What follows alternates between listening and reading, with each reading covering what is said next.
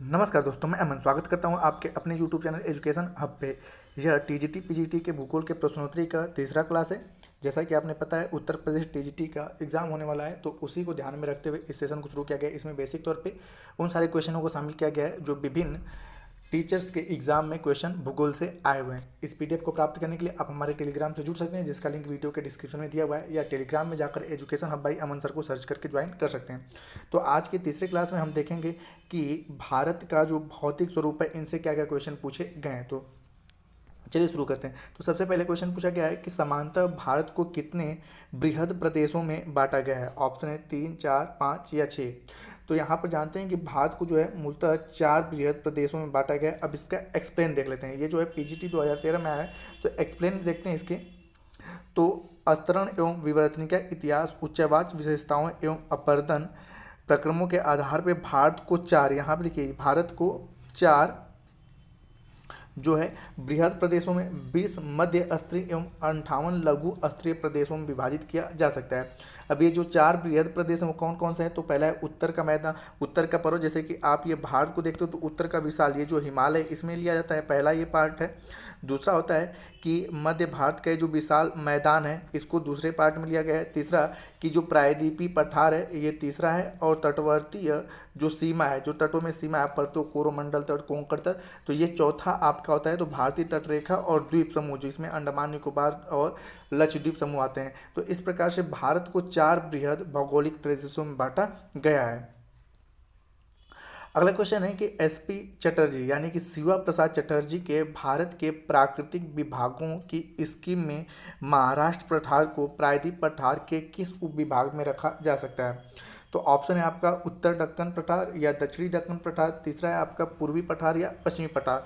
तो महाराष्ट्र की बात किया जाए, ठीक है, तो यहाँ पे आपका महाराष्ट्र आता है और यहीं पे आपका दक्कन का पठार है। तो इसके अकॉर्डिंग ये आता है आपके उत्तर के दक्कन के पठार में। तो अब इसके एक्सप्लेन की अगर हम बात करें तो एक्सप्लेन हम देखते हैं। तो एक्सप्लेन में आपका है कि एसपी चटर्जी, जिनका पूरा नाम होता है शिवा प्रसाद चटर्जी, के भारत के प्राकृतिक विभागों की स्कीम में महाराष्ट्र पठार को उत्तर दक्कन पठार में रखा जाता है। एसपी चटर्जी ने भारत का आर्थिक विभाजन भूगर्भिक एवं भौगोलिक संरचना के आधार पर किया है। अगला जो क्वेश्चन है कि यहाँ पर मैच कराना है, शैल समूह है और शैल तंत्र है। तो यहाँ पे हम लिखते हैं, जैसे कि यहाँ पे दिया है सूची ए को सूची 2 से मिलाना है। तो जो आर्कियन का समूह है ना, आर्कियन चट्टान जो है वो धारावाड़ से संबंधित है, तो हम यहाँ पर ए लिखते हैं। उसके बाद जो पुराना, यहाँ पे कई जगहों पे पुराना को पुराण भी लिख लेता है। तो पुराना का जो संबंध है वह विंध्यन से है। उसके बाद द्रविड़ का जो संबंध है वो आर्डेविसियन से है। और गोंडवाना का जो संबंध है वो आर्यन से है। ठीक है, तो आप इसको ऐसे ही समझ सकते हैं कि शैल समूह का किस शैल तंत्र से है। तो आर्कियन जो है आपका धारवाड़, पुराना जो है वो आपका विंध्यन है, द्रविडियन जो है आर्डविसियन है, और आर्यन जो है वो गोंडवाना है।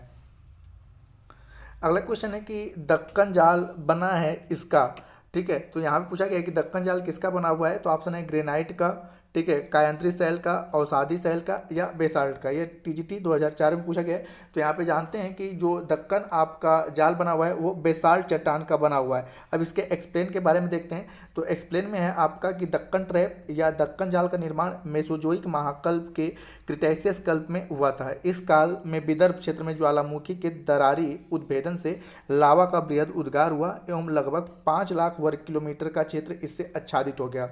इस क्षेत्र में 600 से 1500 मीटर एवं कहीं कहीं तो 3000 मीटर की मोटी बेसाल्टिक लावा जमा हुआ है। तो यहाँ पे है ना, बेसाल्टिक लावा जमा हुआ मिलता है। यह प्रदेश दक्कन ट्रैप के नाम से जाना जाता है। तो यहाँ पूछा गया है कि दक्कन जाल किसका बना हुआ है। तो बेसाल्ट चट्टानों का बना हुआ है। अगला क्वेश्चन है कि भारतीय प्रायद्वीप की केंद्रीय उच्च भूमि बनी हुई है। तो ऑप्शन है आपका अवसादी एवं कायंत्री चट्टान से। ऑप्शन बी है आपका कि आग्नेय एवं अवसादी चट्टानों से। ऑप्शन सी है आग्नेय एवं कायंत्री चट्टानों से। और ऑप्शन डी है अवसादी चट्टानों से। तो यहाँ पे प्रायद्वीपीय भारत की केंद्रीय, मतलब कि जो दक्कन ट्रैप के बारे में पूछा जा रहा है, ठीक है, कि दक्कन जो आपका बेसिक तौर पे जो प्रायद्वीपीय है क्षेत्र है, यह किसका बना हुआ है। तो यहाँ पे जो प्रायद्वीपीय क्षेत्र है वो बना हुआ है आग्नेय एवं कायंत्री चट्टानों से बना हुआ है। अब इसके एक्सप्लेन के बारे में देखते हैं। तो आपका एक्सप्लेन है कि भौगोलिक रूप से भारतीय प्रायद्वीप पठार पृथ्वी की सतह का प्राचीन भूखंड है। इसे अपेक्षाकृत अधिक स्थिर भूमि वाला क्षेत्र माना जाता है।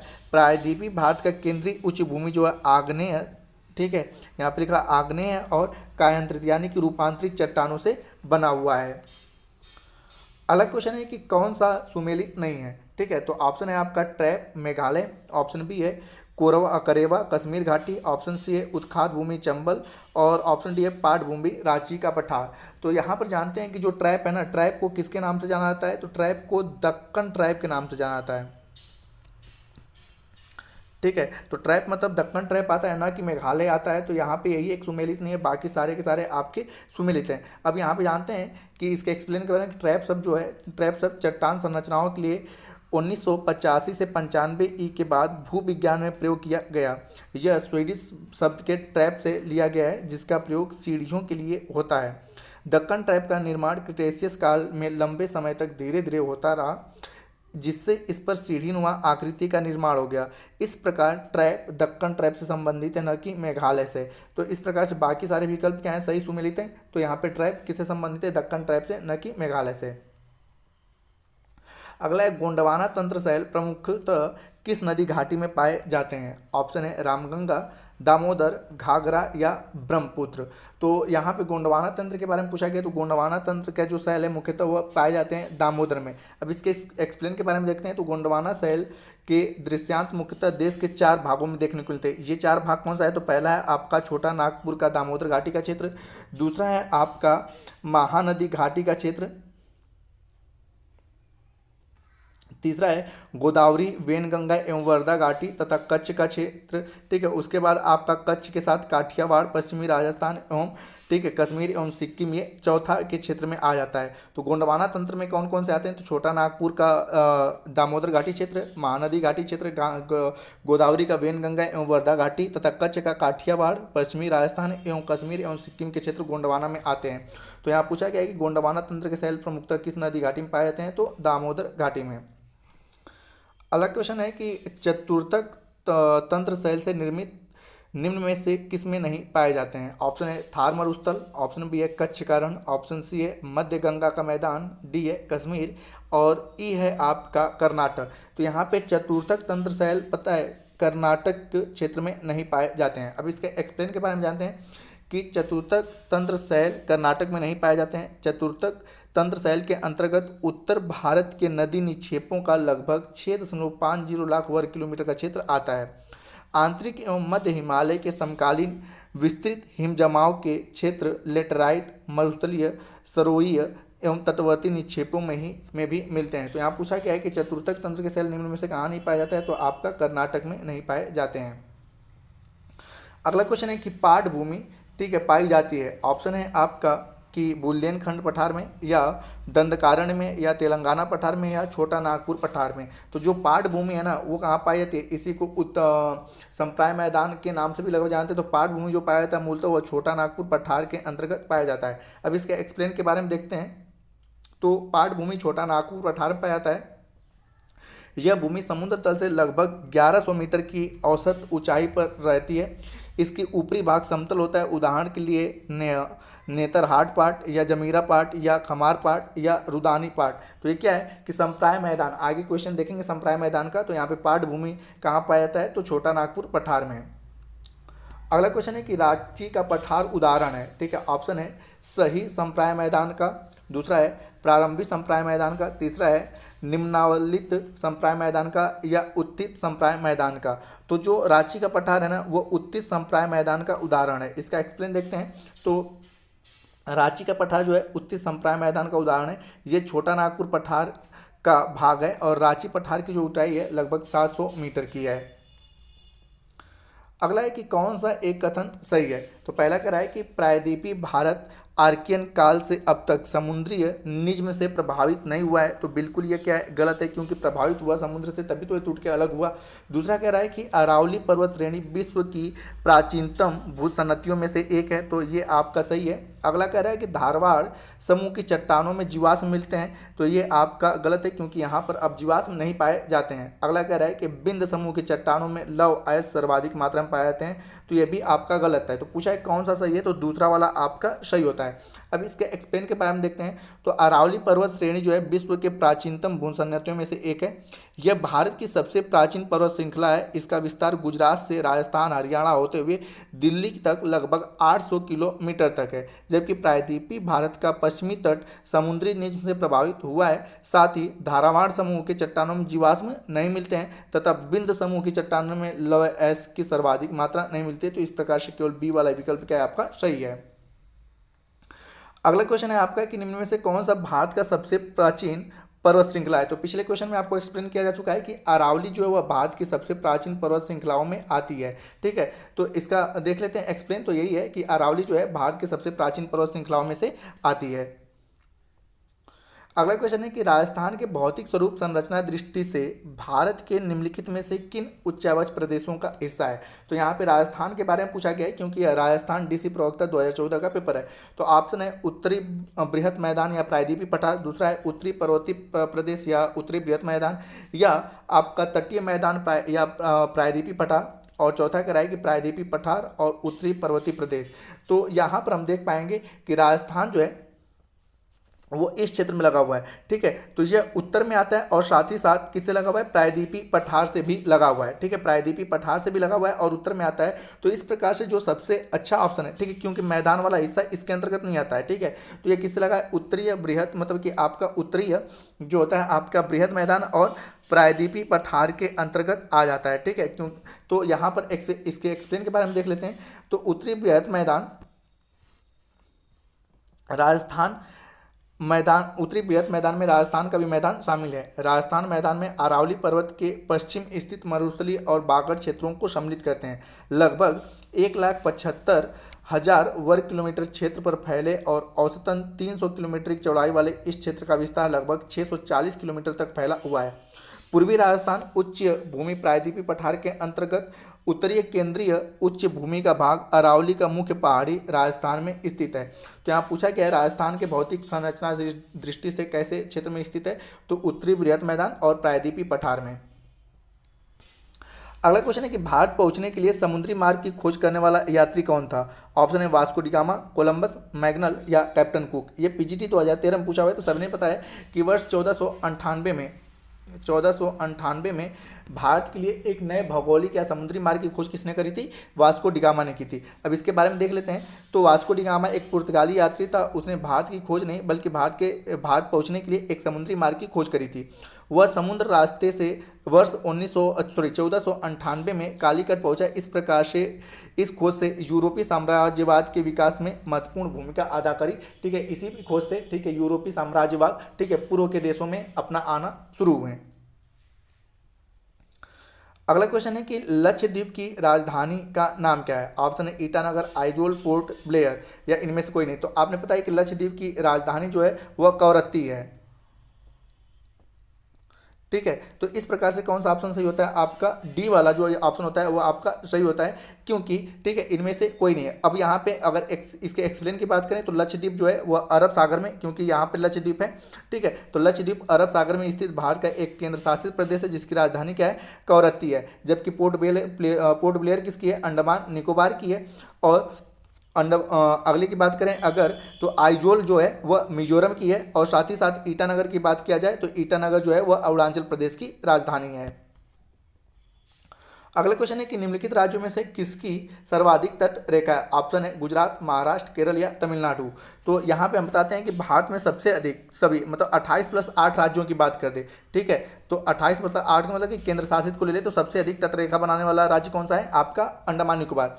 लेकिन केवल हम पूर्ण राज्यों की बात करें, केवल 28 राज्यों की बात करें तो सबसे अधिक तटरेखा बनाने वाला राज्य कौन सा है, गुजरात है। ठीक है, गुजरात है। और दूसरे नंबर पे आपका आता है आंध्र प्रदेश। तो यहाँ पे इसके अकॉर्डिंग आप देख पाओगे कि सबसे अधिक जो तटरेखा की सीमा बनाने वाला राज्य वो गुजरात है। अब इसके एक्सप्लेन देखते हैं। तो गुजरात की सर्वाधिक तटरेखा है जो कि आपका 1214.70 किलोमीटर है। जबकि महाराष्ट्र की तटरेखा जो है वह 652.60 किलोमीटर है।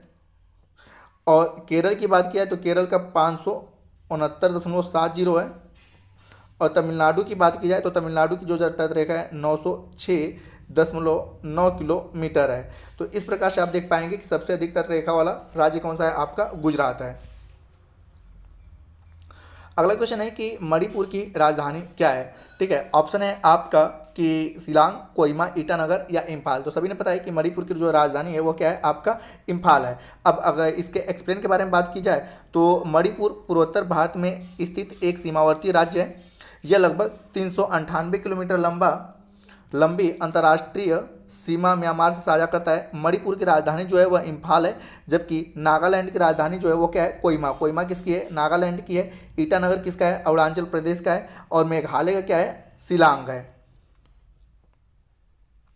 अगला है कि स्ट्रेटो ज्वालामुखी नारकोंडम किस देश में स्थित है। ऑप्शन है भारत, श्रीलंका, मालदीव, इंडोनेशिया या मलेशिया। तो नारकोंडम जो है भारत की एक सुषुप्त ज्वालामुखी है जो कि अंडमान निकोबार के अंतर्गत आता है। तो यहाँ पे सही ऑप्शन होता है आपका ए, भारत। अब इसके एक्सप्लेन के बारे में देखते हैं।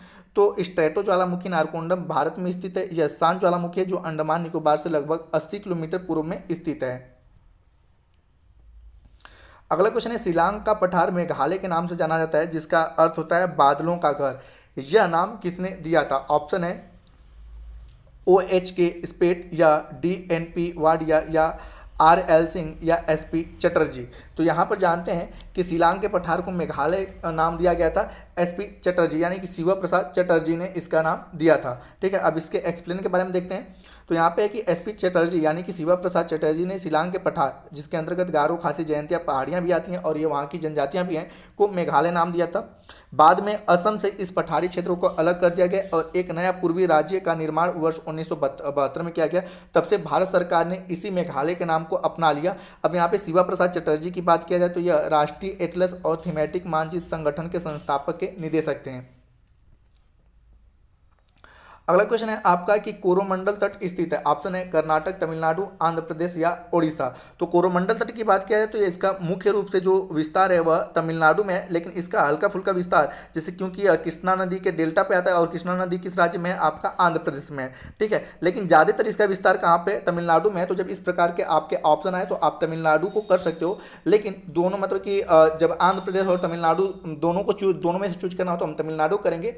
और जब ऑप्शन में कोई एक हो, या तो आंध्र प्रदेश हो या तो केवल तमिलनाडु हो, तो आप अपने अकॉर्डिंग या तो आंध्र प्रदेश को चूज कर सकते हो, आंध्र प्रदेश है तो, या तो तमिलनाडु है तो तमिलनाडु को चूज कर सकते हो। तो यहाँ पे जानते हैं कि कोरोमंडल तट का विस्तार भारत के दक्षिणीय प्रायद्वीप में दक्षिण पूर्व आंध्र प्रदेश के फॉल्स डीबी बिंदु यानी कि कृष्णा नदी के डेल्टा के पास से तमिलनाडु के केप केमोरिन कन्याकुमारी तक विस्तृत है। तो इस प्रकार से अधिकतम क्षेत्र तमिलनाडु में, इस प्रकार से हम सही करेंगे बी वाले ऑप्शन को।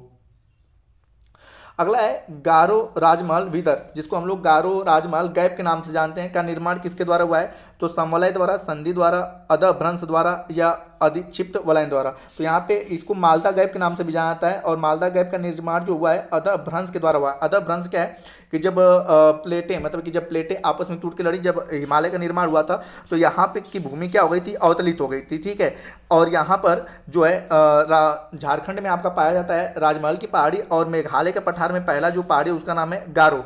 तो इसी के बीच को राजमहल गारो गैप या मालदा गैप के नाम से जाना जाता है और इसका अधिकतम विस्तार कहाँ पे, बांग्लादेश में है। तो इसके एक्सप्लेन को देखते हैं हम।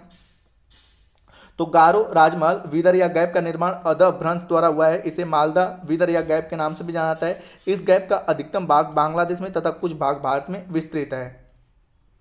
तो दोस्तों ये रहा आपके भारत के विस्तार, जिसमें कि आपके यूपी, टीजीटी, पीजीटी और अन्य जो टीचर के एग्जाम थे उनमें जो क्वेश्चन पूछे गए हैं। इसी प्रकार से हम पूरे हर एक भूगोल के हर एक टॉपिक को लेकर आएंगे और आपको अच्छे से समझाने की कोशिश करेंगे। तो मैं उम्मीद करता हूं कि आपको यह सेशन पसंद आ रहा होगा। अगर आपको यह सेशन पसंद आ रहा है तो ज़्यादा से ज़्यादा इसको शेयर करें और चैनल पर नए हैं तो चैनल को सब्सक्राइब अवश्य करें तथा पीडीएफ को प्राप्त करने के लिए आप हमारे टेलीग्राम से जुड़ सकते हैं, जिसका लिंक वीडियो के डिस्क्रिप्शन में दिया हुआ है, या आप टेलीग्राम में education hub by Aman sir को सर्च करके ज्वाइन कर सकते हैं। तो वीडियो के अंत तक बने रहने के लिए धन्यवाद। मिलते हैं जल्दी नेक्स्ट वीडियो में।